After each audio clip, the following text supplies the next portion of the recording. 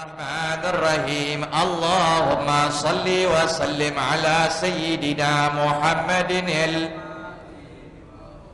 الخاتم لما سبق الناصر الحق بالحق والهادي إلى صراطك وعلى آله وصحبه حق قدره ومقداره العظيم اللهم أخرجنا من ظلمات الوهم وأكرمنا بنور الفهم وافتح علينا بمعرفة العلم وحسن أخلاقنا بالحلم وسهل لنا أبواب فضلك وانشر علينا من خزائن رحمتك. Bismillah walhamdulillah wassalatu wassalamu ala rasulillah sayyidina wa nabiyina Muhammad ibn Abdullah wa alihi wa sahbihi wa man walah wa la hawla wa la quwwata illa billah amma ba'du. Para hadirin jamaah Majelis Ta'lim Masjid Jami' Asy-Syakirin yang berbahagia, puji syukur kita panjatkan hadrat Allah Subhanahu wa taala yang telah mempertemukan kita kembali dalam rangka menuntut ilmu Allah, ilmu Rasulullah sallallahu alaihi wasallam.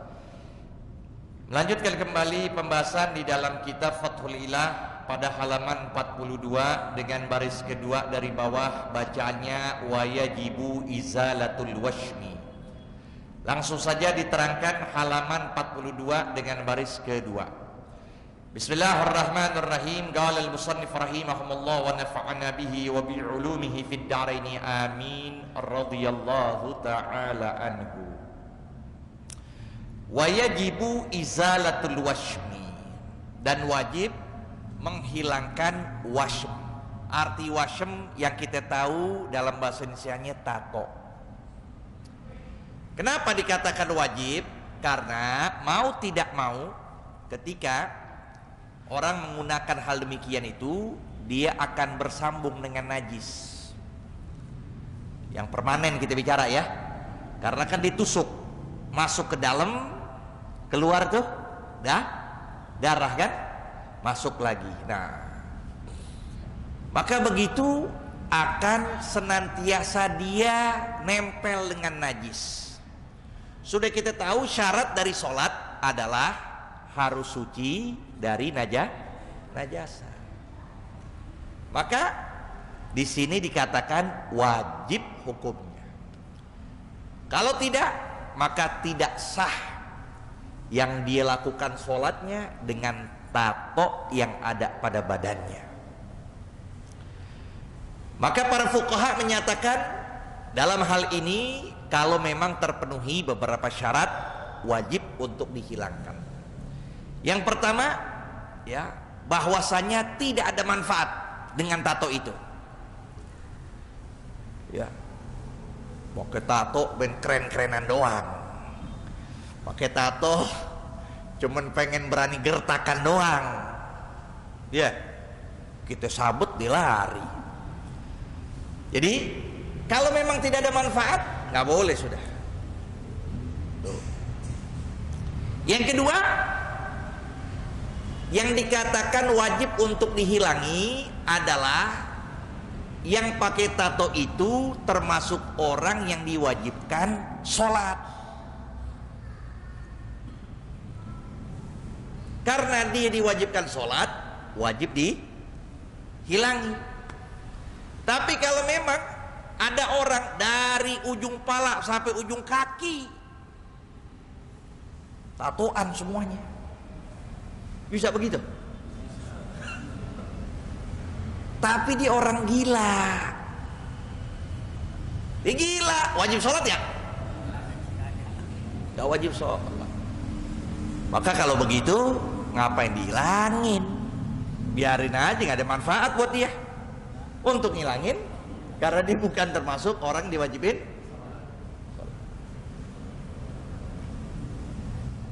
Itu dia. Selanjutnya, nah ini dia termasuk, ini yang syaratnya. Kenapa dikatakan untuk kita wajib menghilangkan tato itu? In lam yakhaf mahdzuran min mahdzuраtit tayammum. Kalau seandainya tidak takut kekhawatiran dari apa yang ditakutkan pada masalah tayam. Apa maksudnya? Kalau dihilangkan nanti bakal ada penyakit. Ada penyakit.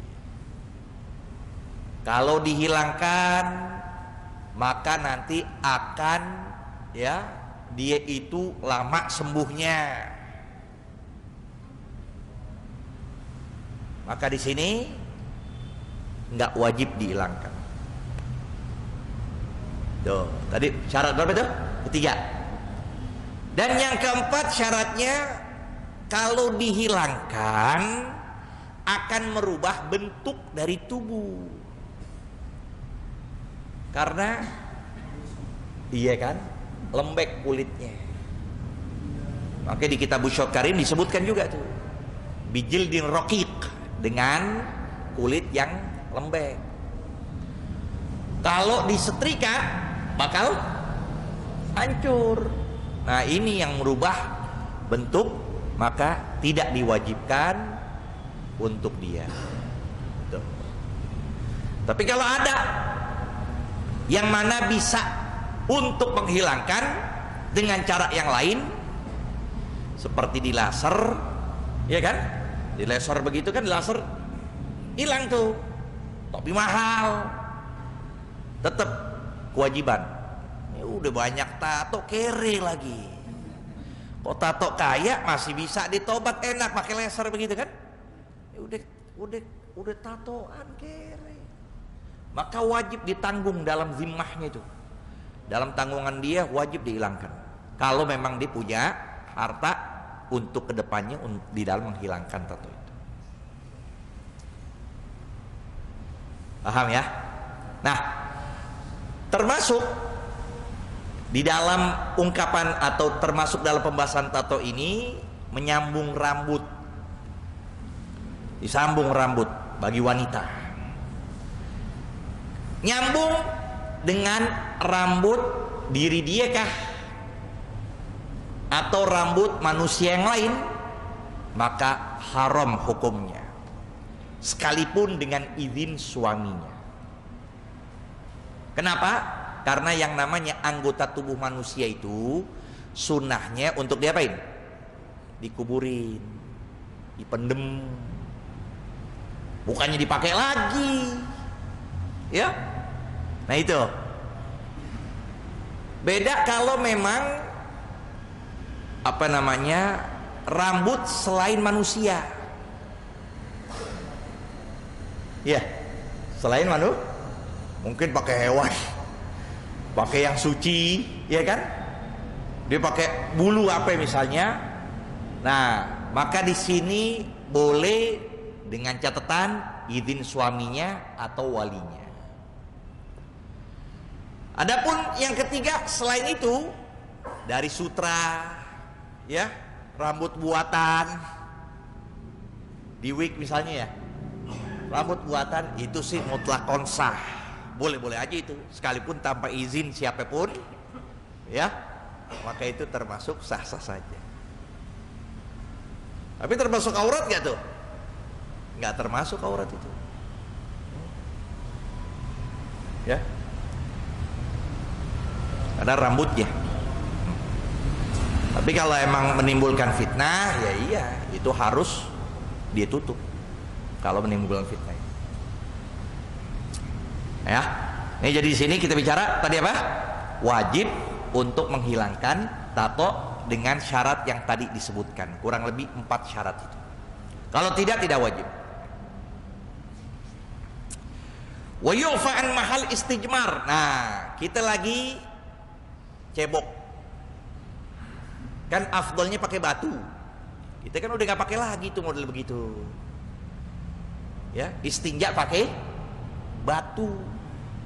Istijmar dari jamroh, arti batu kecil, batu yang kita pakai untuk istinja. Nah, itu batu terkadang ada najis kena di bagian dubur atau kubul kita, maka dimaafkan, nggak apa-apa,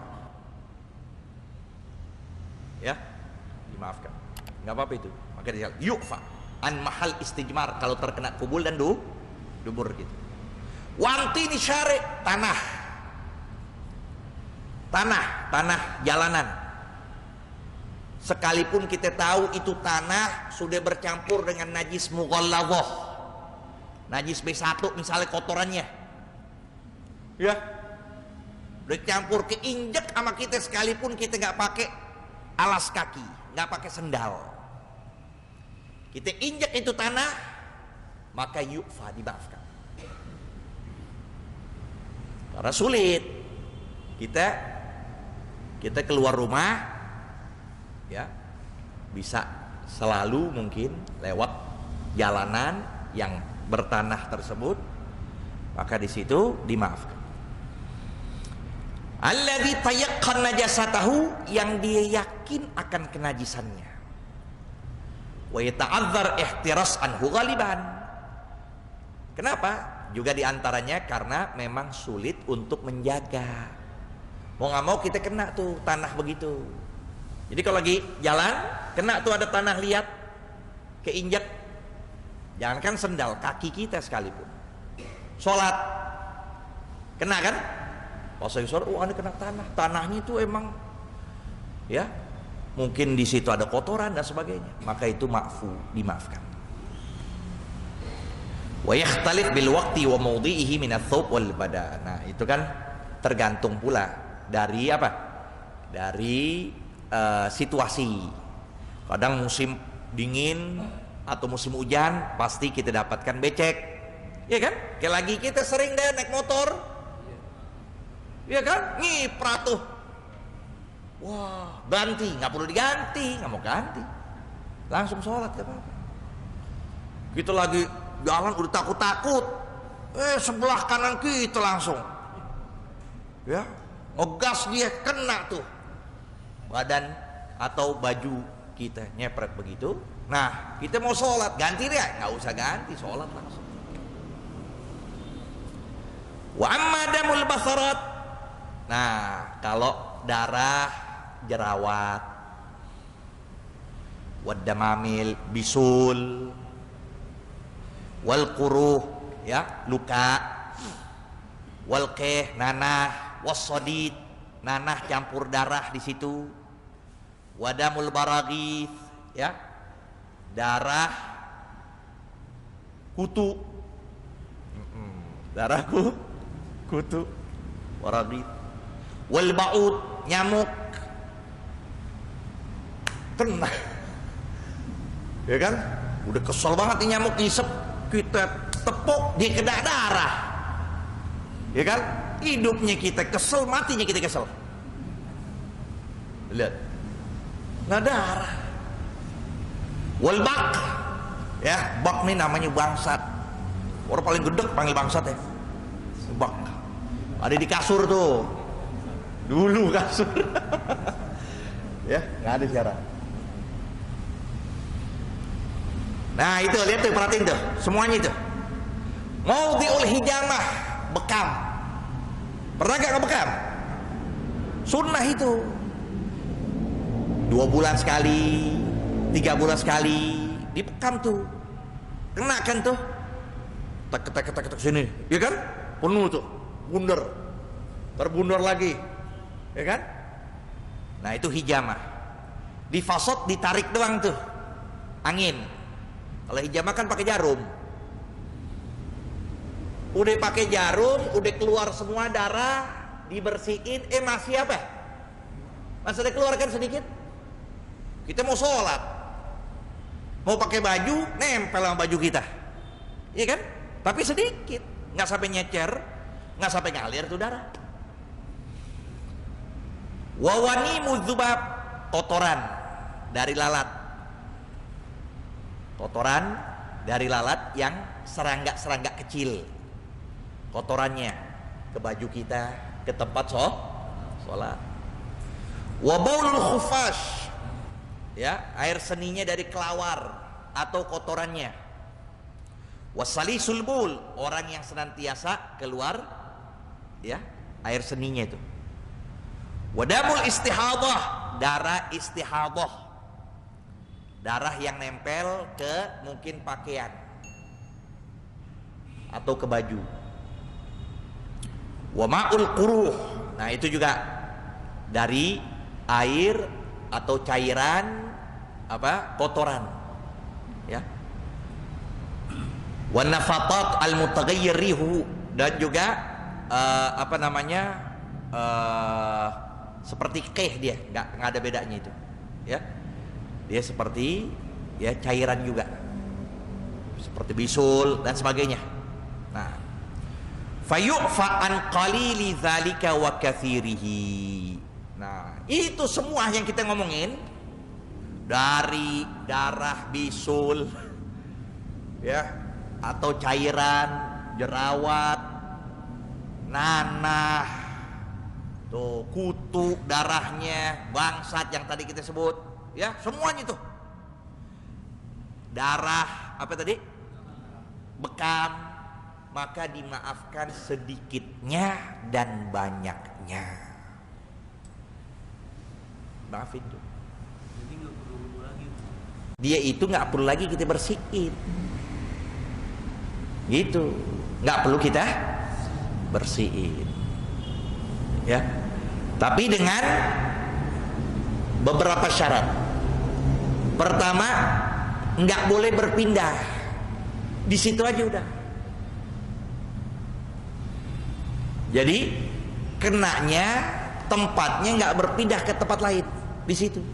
Misalnya itu tadi itu bekamnya itu, udah emang kenanya pas bajunya memang di situ, nggak berubah tempat lain. Tuh ya, nah ini semuanya syaratnya begitu. Maka dimaafkan. Illa idza farasha thawb. Nah, melainkan farasha, dia membentangkan baju. Disengaja nih baju, udah tahu bakal ada lalat, kotoran lalat, dia bentangkan. Nah, itu fi'il fa'il namanya. Tujuannya memang untuk biar kena tuh najis-najis tadi, biar kena tuh apa namanya darah bekam, biar kena tuh, ya, sengaja dia. Nah, kalau dalam hal ini dengan sengaja, maka apa yang dinyatakan? Au hamalahu li ghairi darurah, atau dia membawa tanpa ada tujuan, tanpa ada darurat. Sengaja dibawa tuh kotoran, ditaruh ke bajunya, ya, tanpa ada hal kesengajaan. Emang dia sengaja udah. Nah, fayu'fa an qalilihi, maka hal demikian dimaafkan sedikitnya, bukan banyaknya. Jadi sedikitnya doang. Itu tadi sedikitnya, bukan banyaknya. Wa yu'fa an qalil dam ajnabi, dan dimaafkan dari sedikit darah ajnabi. Apa itu dam ajnabi? Darah ajnabi itu ma'asabahu min ghairihi, sesuatu apapun darah yang terkena dari darah yang lain, bukan diri dia. Au min nafsihi walakin ba'da istiqrarihi, atau darah dia tapi setelah itu pindah ke tempat lain. Itu ajnabi namanya itu. Kayak gini misalnya, ini jerawat. Ya, ini jerawat kan sedikit banyaknya tadi apa kita katakan? Dimaafkan kan? Lagi sholat kita ada jerawat, banyak ini, ya. Nah, dimaafkan. Tapi kalau udah ngalir, tuh ngalir netes ini, nah ini namanya sudah keluar dari tempatnya. Itu disebut dam ajnabi. Darah, ya, bukan darah sendiri, tapi sudah darah dikatakan yang lain dari tempatnya ini. Nah, kalau darah yang dikatakan ajnabi dimaafkan sedikit, tapi kalau banyak maka najis. Jadi kalau memang darah, maka yu'fa an qalidam ajnabi. Kalau darah sedikit misalnya, keluar sedikit aja, nah nggak apa-apa, terusin sholat. Tapi kalau sudah banyak, dia ngalir atau mimisan, dia mimisan sedikit, ada di hidungnya lagi sholat, ada di hidungnya sedikit. Udah diam aja udah, nggak apa-apa. Emang syarat kita? Emang hidung syarat sujud? Kagak, yang syarat sujud kening. Diemin aja sudah. Tapi kalau sudah netes, nah berarti itu darah yang sudah banyak. Maka hukumnya najis dan membatalkan sholat. Ghairi nahwi kalbi wal khinzir idza usira. Nah udah, selain darah, selain ya darah B1 B2 itu. Wa idza usira al bathrah, kalau seandainya diperes tuh, disengaja soalnya dipencet, au demal bisulnya, au qutilal burghus, atau dibunuh tuh kutu, ufiya an qalilihi faqat, maka dimaafkan dari sedikitnya saja. Wala yu'fa an jildil burghus wa nahwihi, dan tidak dimaafkan dari kulit apa? Kulit hewan yang tidak mengalir darahnya ke baju kita. Lagi sholat ada lalat di sini, nggak boleh. Pas lagi sholat masuk kecoa, buru-buru keluarin. Dia diam, berarti nggak boleh, nggak sah. Pokoknya apapun kulit dari hewan yang tidak mengalir darah, cicak ke bawah, maka dikatakan darahnya tidak mengalir. Ya. Walau shalla bi najasin nasyan au jahilan aada. Nah, ini permasalahan penting. Ini permasalahan sangat penting karena berkaitan dari keistimewaan umat Nabi besar Muhammad sallallahu alaihi wasallam. Karena Nabi sallallahu alaihi wasallam bersabda di dalam hadis sahih yang diriwayatkan oleh Imam Anas, bahwasanya beliau bersabda, innallaha tajawaza anni min ummati al khata'a wa nisyan wa mastukrihu alaih. Sesungguhnya Allah ini memaafkan untuk umatku 3 macam. Khata', kesalahan. Nisyan, kelupaan. Nah, ini khata' wa nisyan. Karena beliau menyatakan demikian, ini menunjukkan bahwa khususiyah yang Allah anugerahkan kepada umat Nabi, dibolehkan 2 sifat ini. Yang satu lagi juga termasuk wa mastukrihu alaih, dan apa-apa yang dia dibenci atau dipaksa. Khata', nisyan, wa mastukrihu alaih. Apa? Salahan. Salah. Dia salah. Ya, dia khata', dia salah. Artinya salah, dia pengen nembak burung, pala orang. Maka di sini dia enggak kisos, dia enggak dosa, cuman dia bayar dia. Tuh tadi nanti masalah fikih tuh, ya. Dia emang niatnya untuk salah. Jadi ya, nah ini khususiyah umatnya Nabi. Tapi kalau umat terdahulu sudah kena kisos, disiksa dia lantaran kesalahan.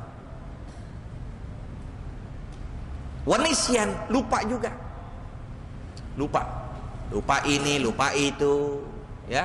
Biasa lupa karena di antara sebabnya banyak utang. Nah, gimana itu solusinya? Gimana kita supaya ingat apa yang kita lupakan? Nabi memberikan pula faedah. Beliau menyatakan, idza nasitum syai'an fasallu alayya. Kalau kalian itu lupa sesuatu, maka senantiasa kalian berselawat kepadaku. Ya, tadzkuruhu insyaallah.